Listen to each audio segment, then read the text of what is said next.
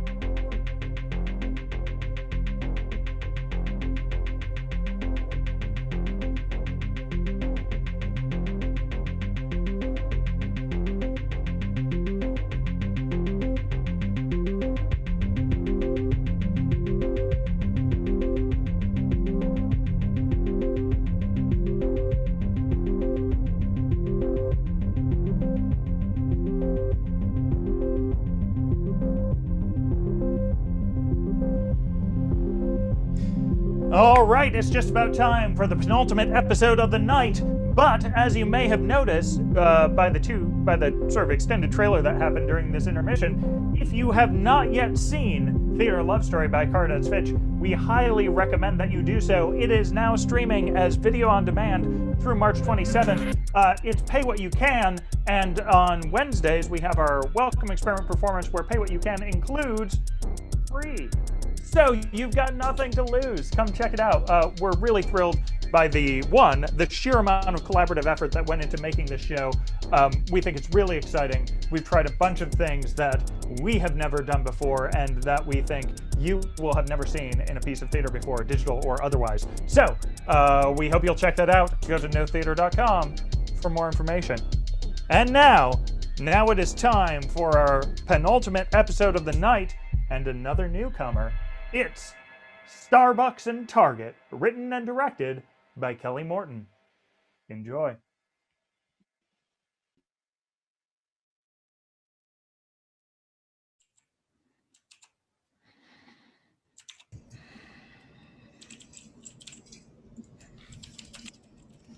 Hey. Oh, hey, Sequelia. How's it going? Hey, Husavik. Hello. You guys ready for this? I was born ready. Hey, what's up, Guaj? Oh, nothing much. Ready to S&T, S&T, S&T, yeah! So is anyone else coming? Yeah, we're waiting on one more. Husa, is that what I think it is? Oh, do you mean this? No way! I got it last week. I was raiding the air cultists in Mulemaster. Look at this. It has a dragon bone blade and these enchanted opals here on the hilt. No, that's amazing. Nice. Thank you. Oh, sorry I'm late. I went out drinking with some bards last night, and oh my gods, can they drink. Well, welcome, Vagentils. And now that we're all here, you ready to get started? Yeah! Okay, here we go. You all know me. I am a Neefstroll, and I will be your target master for today's adventure in Starbucks and Target. Nice. Today's adventure is called The Return of Grandma. In the world of S&T, a grandma is a figure of great importance. They're usually a she. She is the matriarch of her clan, and it is her responsibility to bestow magical gifts in the form of wisdom and also baked goods. In this adventure, you all share a grandma, and you are all considered to be her favorite. She looks like this. Disgusting. Nice. Despite their spiritual prowess, grandmas are vulnerable to getting lost or being overwhelmed by too many choices. Your grandma's missing, and she left a cryptic note behind. Gone for soup and slippers, maybe a tea. If left without defenses for too long, someone may snatch her up and claim them as their own grandma. You need to venture into the unknown and find your grandma. And let's meet our players for today. We'll start with Sequelia. Who are you playing? I am playing Elizabeth, also known as Liz. She is an ambitious woman who put her career on hold for a few years while her children were small. Now she's re-entering the workforce and she's excited to be starting a new chapter in her life. Although she is feeling kind of guilty about leaving the children, and she's secretly pretty nervous that she's so far behind in work that she will never recover. Excellent. Guaj. Oh, I am Josh. I am a first-year college student, and I have no idea really what I want to do with my life, but I want my parents and other people to think I do. I'm really good at group projects, and I'm here to have a good time! Well, welcome, Josh. How about you, Husavik? Oh, I am trying out a new character today. I will be playing Kahad Mikhail Murray. She is a young professional technology developer. She likes thinking outside the box and coming up with new ways to solve old problems. Awesome. And for Gentiles. I am playing Karen Anderson. I am an aspiring scrunchie merchant, and I'm looking for opportunities to grow my business. And I'm skeptical of pretty much everything but what I think. Wait, I'm sorry. Your name is what? It's use your crystal breath. Karen Anderson. That's a stupid name. No.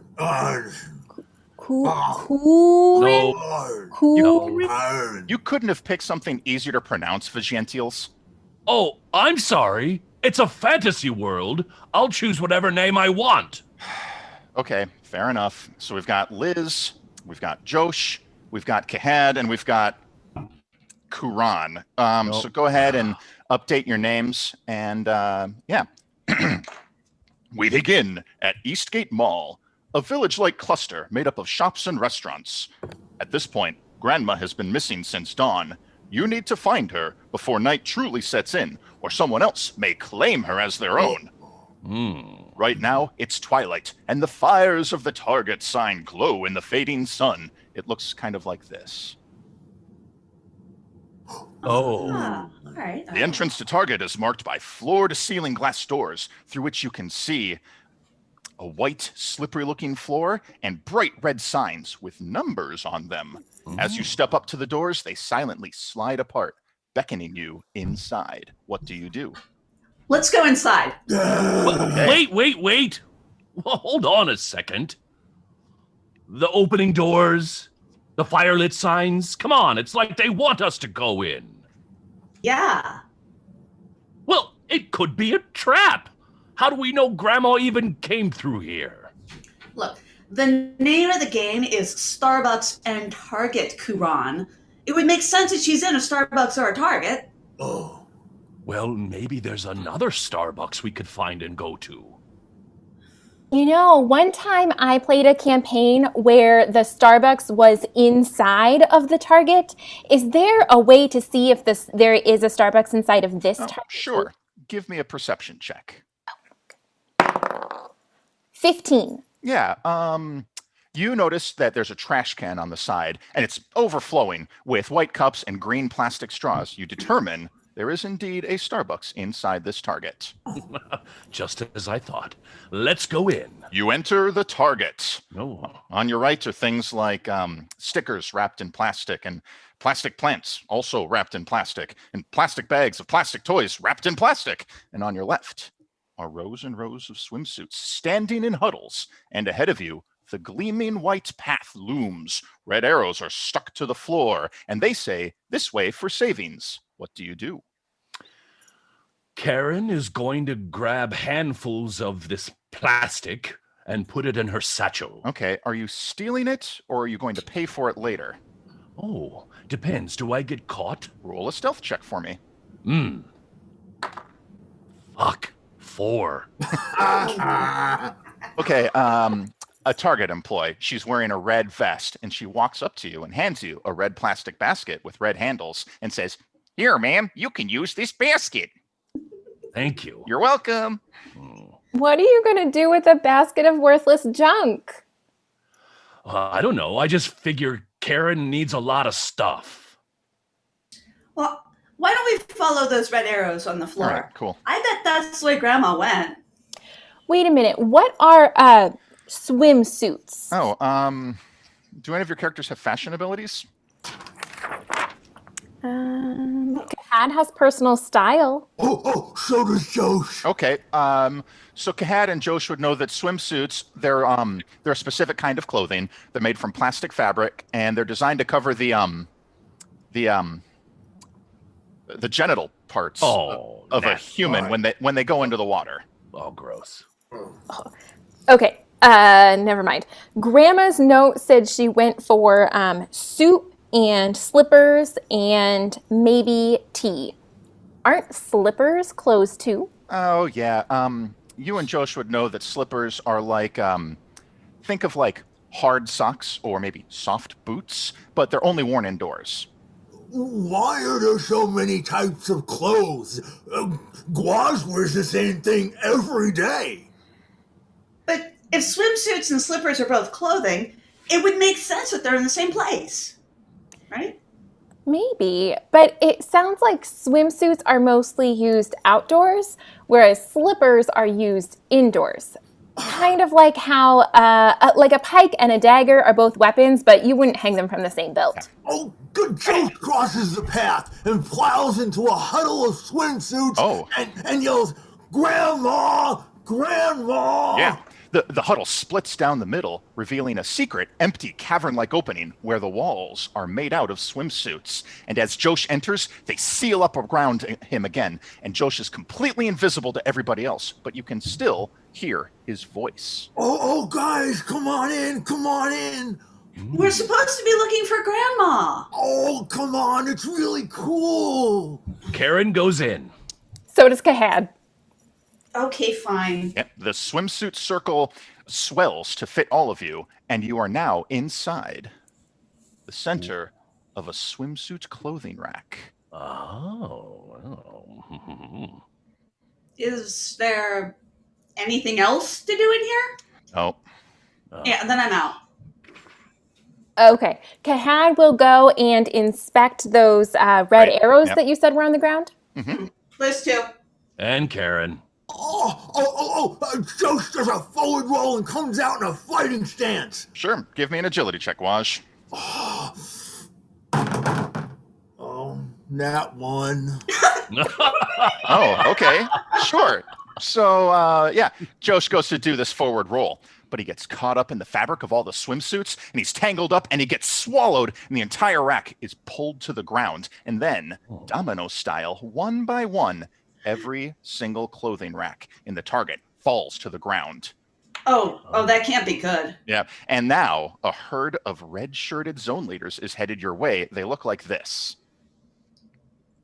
Oh. And they each have a walkie-talkie, and they're saying into it, "Code green, code green, code green," over and over. What do you do? Josh casts Charming Smile. Okay. You're still on the ground, and you're tied up in the swimsuits, and the spell bounces worthlessly off of them. You take 10 points of embarrassment damage. Oh, shit. Kahad. Kahad will pick up a piece of the fallen clothing rack and throw it at the shelves across the aisle. Yeah, great. It works. A shelf of plastics falls to the ground, and it spills everywhere. 2 of the zone leaders, they break away to clean it up. There's still 3 remain, and they're headed straight for you, Liz. Okay, I'm going to use Flying Elbow to take out the nearest one. Yeah, you hit a zone leader right in the walkie-talkie, and you crush it, rendering All it right. useless. But, in the process, you take 15 points of owie damage.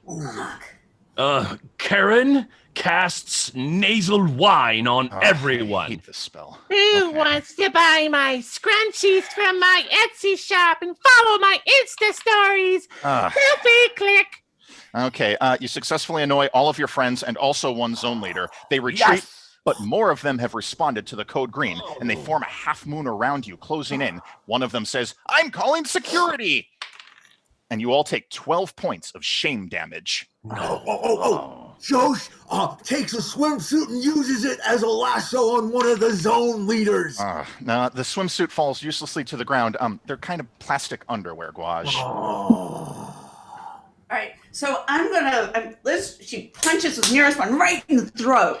Yeah, it works. That one goes down hard. 8 left. Kahad will use the flashlight app on her phone to cast temporary blindness. That takes down another one, but there's still 6 more zone leaders, and more of them are arriving to surround you, Karan. It's pronounced Karen, and I want to see the manager! Well played. All but one of the zone leaders back away slowly. The remaining one lifts her walkie-talkie, and she whispers, "They're here." And that seems like a great place for a break. Let's do a quick bio break, and we'll come back in 5 minutes. Damn it.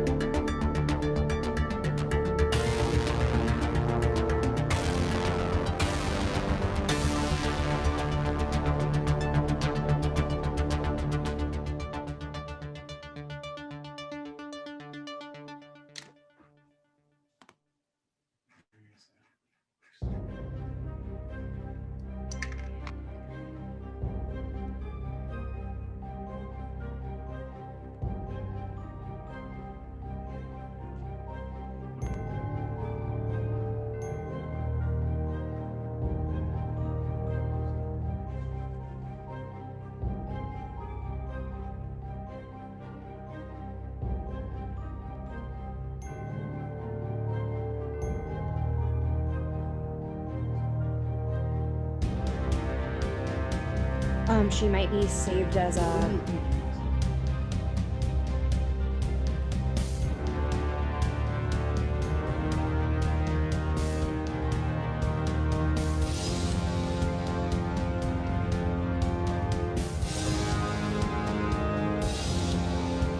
And it's just about time for our final episode of the night, but first of all, we'd like to thank our season sponsors who make everything we do here at No Theater possible. They are the Ohio Arts Council, the Greater Cincinnati Foundation, the Carol Ann and Ralph V. Hale Jr. Foundation, David C. Harriman, and the thousands of individuals and organizations who give annually to the Archwave Community Campaign, which is going on right now. You can find out more about that and how to donate at archwave.org. Oh no, that only took 30 seconds, and now I have a minute to kill. Oh no. Yep. Oh right, stick around for the Zoom afterwards. We'll be dropping the link for the social Zoom right there in the chat after the final episode. And remember, we'll also be dropping the link to your voting survey into that chat afterwards as well. Kristen is asking about the tiny dog. The tiny dog is out hanging out in the backyard right now with our friend James Freaky, who she hasn't seen in like a year and a half. So that's exciting. So sorry. I know you're all clamoring for the dog, but I cannot bring you the dog tonight. She'll come back next week. But now, before you assail me with pitchforks and torches, it's time for Dawn We Now, written and directed by Emily Borst. Enjoy.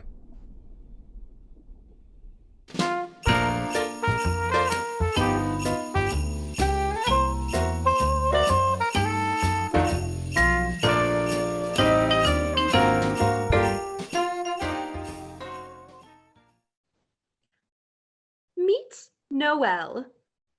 She owns a bakery with Dawn. Dawn's got a plan to force her roommate, Holly, and her old high school boyfriend, Chris, into a romantic scenario on Christmas Eve. His daughter, Mary, is helping too. Well, helping as much as a 7-year-old can. Because Noelle has a huge crush on Dawn, she's agreed to help with this. To explain why Noelle is in town, Dawn has lied and said that she and Noelle are dating.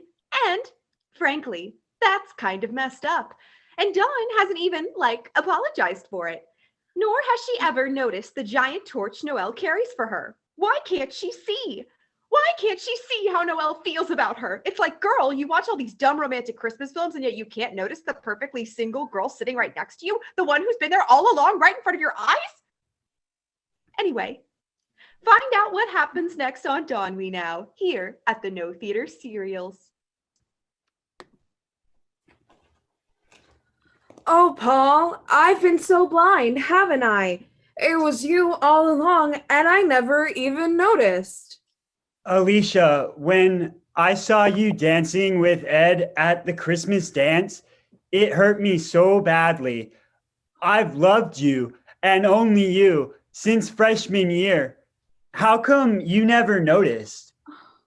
Ugh, I am not in the mood. Oh, Johnny, who knew after all this time trying to create the perfect cookie recipe, the only ingredient we ever really needed was love? Oh, Anya, all those times you were whisking those eggs, what you were really whisking was my heart away.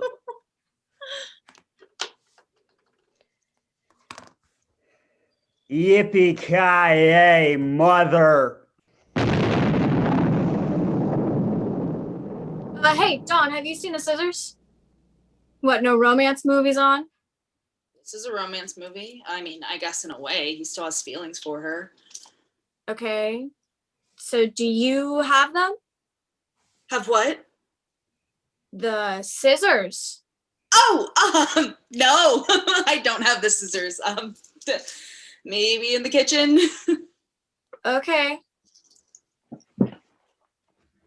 Oh, Santa, I don't know what to do. Does George really love me?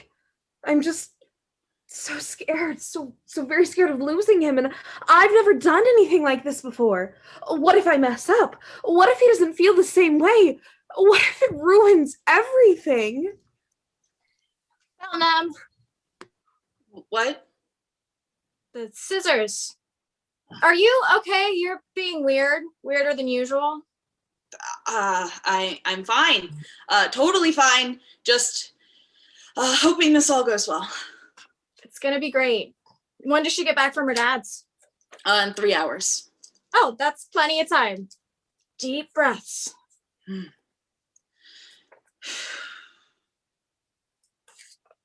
Hey, Noelle. What's up? You're not like mad at me, are you? Why would I be mad at you? I don't know. I feel like we left some things kind of tense yesterday at the mall. It seemed like you might be mad at me. I'm not mad at you. Promise? Yes. Really? Yes. Really? Okay, do you want me to be mad at you? No, it's just seems like you've changed. You always love my crazy antics. Well, I do love your crazy antics, Dawn, but I don't know. Don't they seem a little extra crazy this time? What do you mean? Nothing, Dawn, nothing. It's fine. Let's just drop it. Listen, you have to tell me how you're feeling. I can't read your mind. You know, things have seemed kind of tense the whole time you've been here, so I guess I'm really just trying to put a name to that so we can fix it. You're trying to put a name to that? What? Noelle! Dawn, you can't really be this clueless. What? I think you know why it's been tense since I've gotten here, and I think you know what the name of it is. I don't know. Is it the girlfriend thing? Ugh. It's that, isn't it? Look, I'm sorry. It seemed like such a good idea in the moment. And okay, I don't want to do this anymore, Dawn. I don't actually like this. I don't like whatever's been happening the past few days. What? I don't like it either. I mean, it's fine. It's nothing. It's just make believe. Yeah, well, it's not cool, okay, Dawn? I don't like playing pretend girlfriend with you. It's messed up. It's not messed up. It's nothing, Noelle. It's literally nothing. Besides, it's only for tonight, and then you can go back to being the resident grump of the 9-Day Bakery. Dawn, I am trying to talk to you. Will you please listen to me? I get that you are doing this for Holly. I know how important she is to you. And I think it's great that you care so much. In fact, I love that you care so much. But sometimes I think you care so much that you're not seeing what you're actually doing. Okay, you get these rose-colored glasses and then suddenly everything is pink, and everything is not pink, Dawn, especially when you don't see how your actions are affecting those around you. Listen, okay, I'm sorry that I came up with the lie about us dating. I was just trying to think quickly on my feet, and it was the first thing that I could think of. I really didn't think it would freak you out so much. I'm not freaking out. All I'm saying is that maybe this has gotten a little out of hand. Maybe it's been out of hand from the beginning. I don't know. Nothing's out of hand. It's all very in hand. This was the plan, and yeah, sure, there have been some kinks, but we can totally pull this off. I mean, do we even want to pull this off? What? Let's face it, what was this plan from the beginning? Forcing two people to fall in love on Christmas? Dawn, they hardly know each other. That is not how love works. Listen, I know that you must think that I'm really stupid because I've not been in a real relationship before, but I know what love is. They could be in love. Okay, but they didn't ask for this. Love isn't something that you can just force on people, Dawn. You can't control it. No one can control it. I can't control it. And Dawn, there's something I need to tell you. Well, you can tell me later. Right now, you can cut out snowflakes. Okay, no, Dawn, no, enough. Enough with all of this. Can you just please listen to me for 2 minutes without making it about you? All right, then leave. If you really think that I am so stupid and so selfish, then you can just leave. If you don't want to help me, then just go. Dawn? No, I don't need your help or anyone's help. I'm honestly sick of you being so gloomy and condescending and treating me like I'm some frivolous idiot because I want two people to be happy on Christmas. I'm sorry that you're so perpetually unhappy, but not everyone is. So if you don't want to help, then I don't want you here. I don't want you.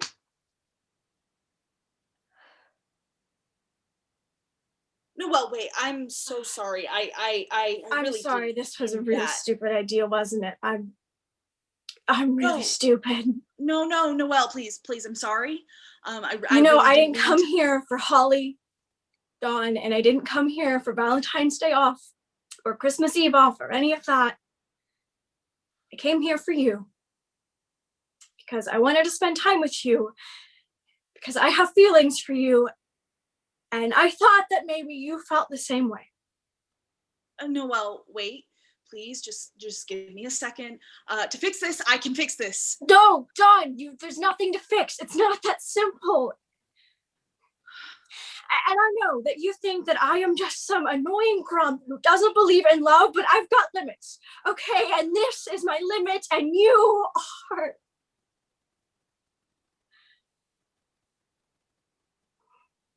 I hope your party goes well.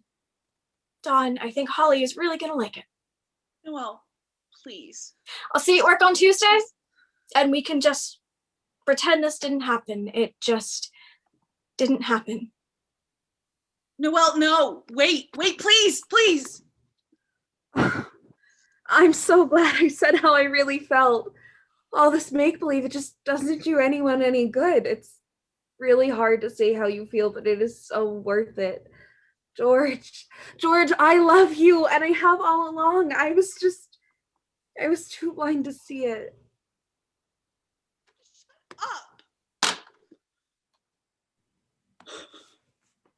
Dawn? Oh, no, you're not supposed to be here yet. Never mind that. What happened? Are you okay? No, I'm not, but why are you here? You're supposed to be at your dad's house all day. We got finished early, and so I invited Chris over to have some drinks, and when Mary tried to stop us, but couldn't give us a good reason as to why, something might have slipped about a Christmas conspiracy. So we came over to try to stop you. Well, you're too late. That seems to be the theme of this afternoon. Dawn, what happened? I think I really messed up, Holly. Why? What's wrong? Is it Noelle? Is it the whole fake girlfriend thing? That might have slipped too. I'm sorry. They started asking questions, and I didn't want to lie because Santa doesn't like liars, but Holly knew what was going on, and I didn't know what to say, and I cracked. I failed the Christmas conspiracy. Oh, honey, don't cry. It's okay. No one is mad at you. I have ruined love. I think I really hurt her, Holly. And I didn't mean to. God, I've been so stupid. I never thought that she would leave. And, Hey. And now. Hey. It's all going to be all right. We can fix this. You're not stupid, okay? She's just always been so good to me. And I guess I've just been so blind. God, I'm so clueless. And now she's going to leave. And she's never going to know how I feel. And this was dumb. This was such a stupid, silly idea. God, I don't know anything about love. I didn't even realize that I even, but you know what? That doesn't matter anymore. Hey, shh. It's gonna be okay. It's all gonna be okay. I ruined it. I ruined everything. No. I will not fail the Christmas conspiracy. I will save the Christmas conspiracy. Guys, we can do this. We can Christmas conspiracy you and Noelle back together. Honey, they weren't actually together, remember? Together for the first time. Come on. Okay, It's like in Christmas Spirit, where we think the movie is about a girl falling in love with a ghost, but then we learn at the very end that the real love story was between the old handyman and the lady that runs the tea shop. What? Watch a movie, Dad. Okay.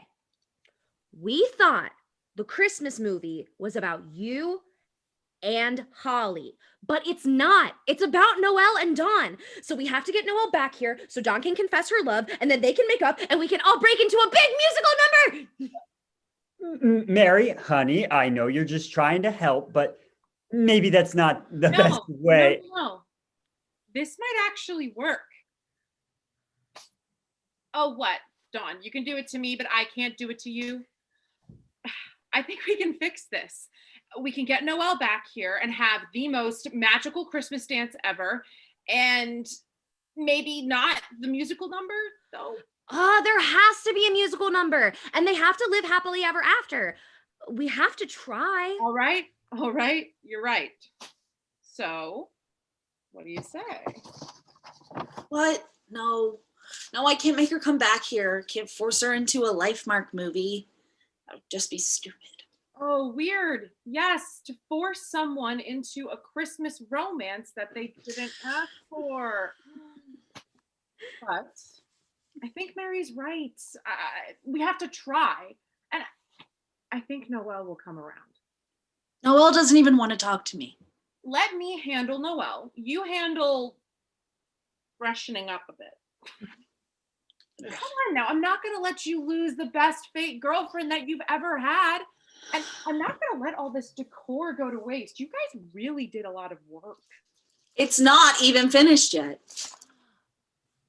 My time has come. Father, away! I will have you hang the lights because I am not tall enough to reach the banister. Okay, and you go upstairs and find my lucky red sweater and put it on. Your sweater? No, I can't. It's Christmas and you're my best friend. And if I can force my romantic wiles upon you, I will. Now, come on. We've got a Christmas conspiracy to complete. And I've got 15 cupcakes to eat. No. Dad, come on. It's Christmas. Holly, thank you.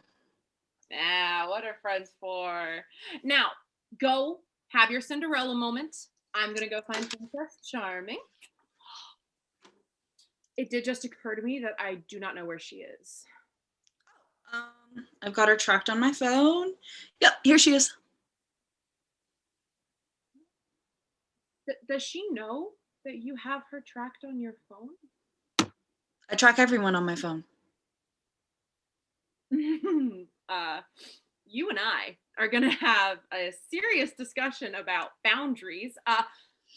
But later, we have a Christmas conspiracy to complete. So now dash away, dash away, dash away all.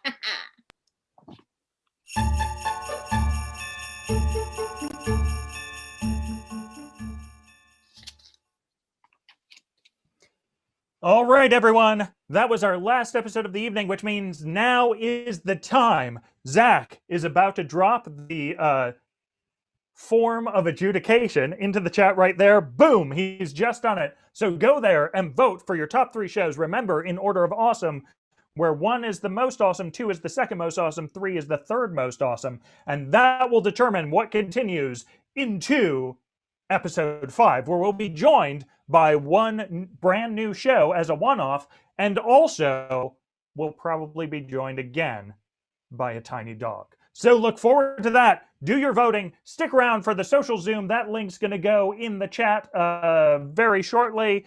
And oh yeah, there it is. Boom, already there. Thank you all for joining us tonight. It is such a delight to have you all here virtually, and we'll see you again in 2 weeks. Have a great night, everybody.